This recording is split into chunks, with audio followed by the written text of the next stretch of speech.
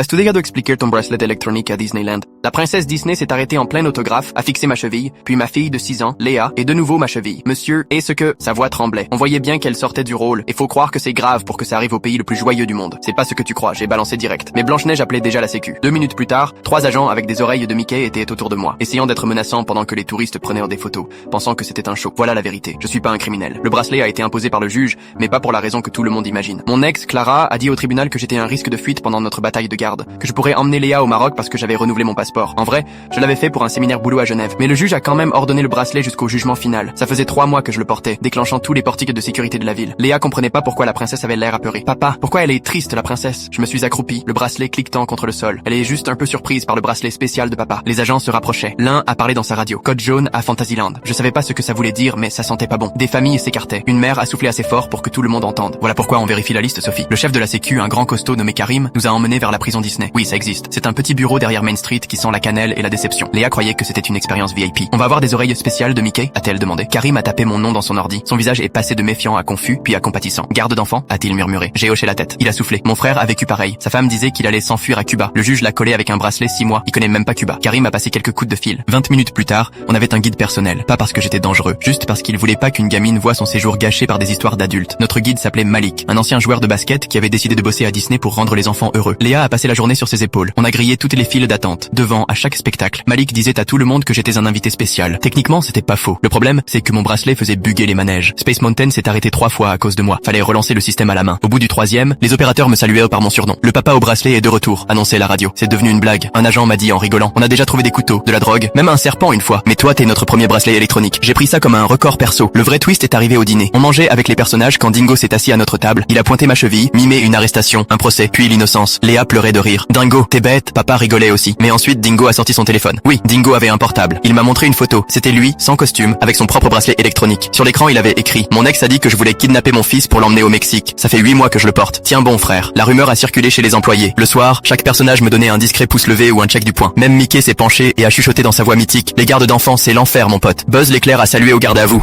Protéger la galaxie des fausses accusations. Un papa à la fois. Léa croyait juste que tout le monde était super gentil avec nous. Elle savait pas qu'elle vivait le réseau secret Disney des papas divorcés.